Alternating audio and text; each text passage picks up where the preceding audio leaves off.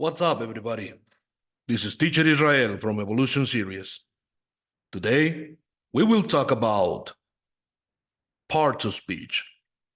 Remember that you have to do all your autonomous activities using your digital and printed books. In a sentence, we have different parts, or we can divide that sentence in different chunks, parts, structures, and this is just one way to understand the sentence. John, my old friend always makes a delicious barbecue in his house, and he is so polite. In this sentence, we have a subject, and this is the subject, my old friend. We have a verb, and this is the verb, makes, always makes. And we have a complement. This is the complement, a delicious barbecue in his house, and he is so polite.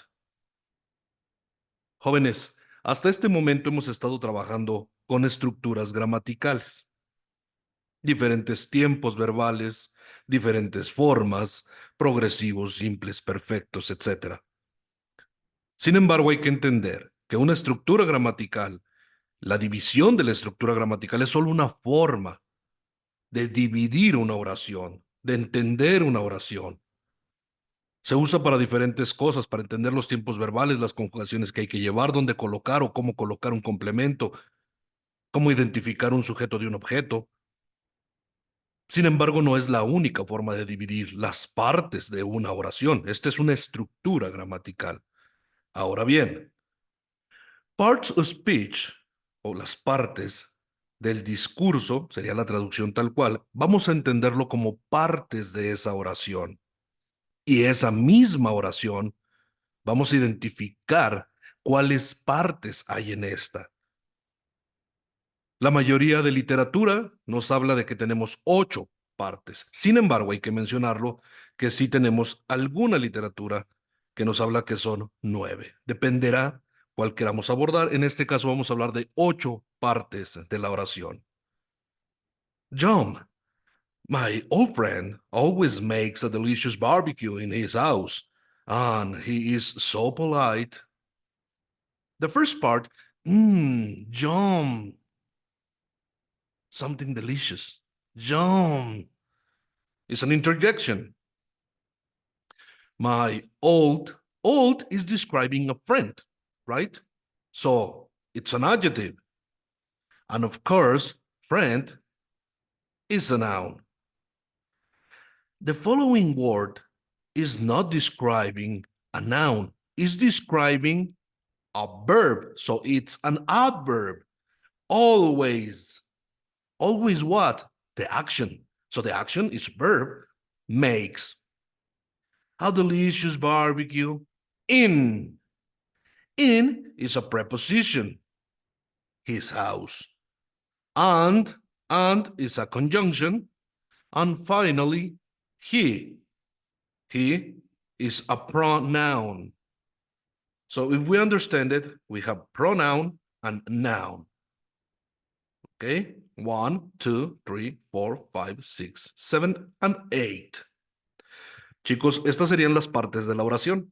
Es decir, de interjection, que son exclamaciones escritas que nos dan contexto, que nos hacen entender el contexto. Puede ser ouch, para señalar dolor. En este caso, yum, algo delicioso. ¡Hey! Algo exclamativo, algo que llame la atención. Eso es una interjection.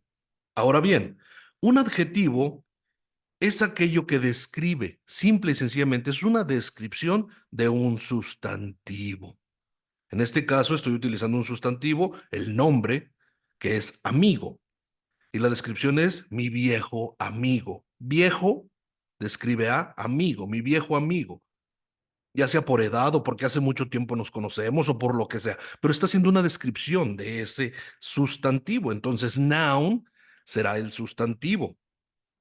Sin embargo, aquí hay otra descripción, que es la que decíamos, se llama adverb, adverbio, que es la que describe en tiempo, en forma, en frecuencia, lo vamos a ver más adelante, que describe al verbo, cómo se realiza, con qué frecuencia se realiza, dónde se realiza esa acción. Y por supuesto tenemos el verbo, que es la acción de la que estamos hablando. Después tenemos algo que llamamos preposición y recuerden que las preposiciones son las ubicaciones específicas temporoespaciales, es decir, en tiempo y espacio de algo, de una persona, de un objeto, de una cosa, de un animal. En este caso es una preposición.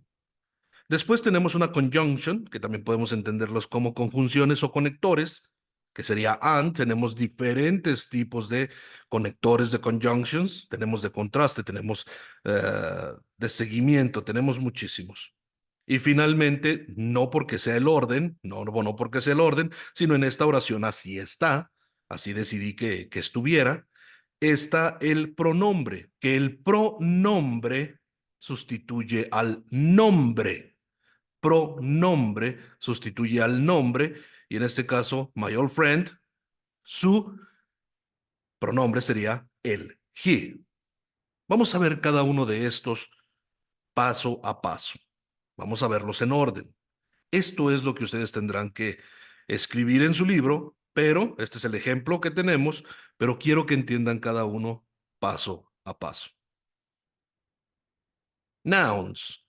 A noun is a word that names a person, place, concept, or object. Basically, anything that names a thing is a noun. Whether you're talking about a basketball court, San Francisco, Cleopatra, or self-preservation. Nouns fall into two categories, common nouns and proper nouns. Common nouns are generally names for things like planet and game show. Proper nouns are names or titles for specific things like Jupiter and Jeopardy. Pronouns. Pronouns are words you substitute for specific nouns when the reader or listener already knows which specific noun you are referring to. You might say Jennifer was supposed to be here at 8, then follow it with she's always late. Next time I tell her to be here a half hour earlier. Instead of saying Jennifer name 3 times in a row, you substituted she and her, and your sentence remained grammatically correct. Pronouns are divided into a number of categories. Adjectives.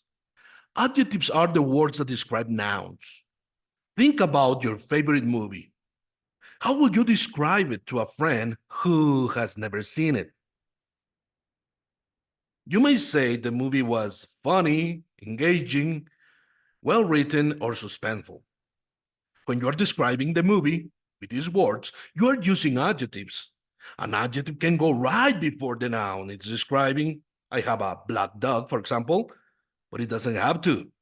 Sometimes adjectives are at the end of a sentence. For example, my dog is black. Here is important to mention that the correct structure is I have a black dog, but if you want to emphasize in the adjective, then you put it after. My dog is black because you are making emphasis. Verbs. Go, be amazing, run as fast as you can, win the race, congratulate every participant who put in the work and competed. Those bolded words are verbs. Verbs are words that describe specific actions, like running, winning, and being amazing. Not all verbs refer to literal actions, though. Verbs that refer to feelings or a state of being, like to love and to be, are known as non-action verbs. Conversely, the verbs that do refer to literal actions are known as action verbs. Adverbs. An adverb is a word that describes an adjective, a verb, or another adverb. I entered the room quietly. Quietly is describing how you enter, or the verb, to the room. A cheetah is always faster than a lion. Always is describing how frequently a cheetah is faster, adjective, than a lion. Prepositions. Prepositions tell you the relationship between other words in a sentence. You may say, I left my bike leaning. You might say again, you might say, I left my bike leaning against the garage. In this sentence, against is the preposition because it tells us where you left your bike. Here is another example. She put the pizza in the oven. Without the preposition in, we don't know where the pizza is. Conjunctions. Conjunctions make it possible to build complex sentences that express multiple ideas. I like marinara sauce. I like Alfredo sauce. I don't like puñetesca sauce. Each of these three sentences expresses a clear idea. There's nothing wrong with listing your preference like this, but it's not the most efficient way to do it. Consider instead, I like marinara sauce and Alfredo sauce, but I don't like puñetesca sauce.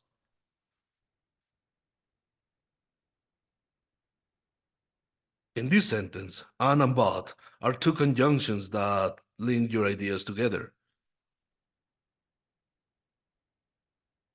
An interjection is a word added to a sentence to convey emotion.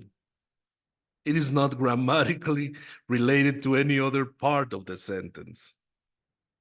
You usually follow an interjection with an exclamation mark. Interjections are uncommon in formal academic prose, except in direct quotations. The highlighted words in the following sentences are interjections. Ouch, that hurt. Oh no, I forgot that the exam was today. Hey, put that down. I heard one guy say to another guy, he has a new car, huh? I don't know about you. Good Lord, I think taxes are too high.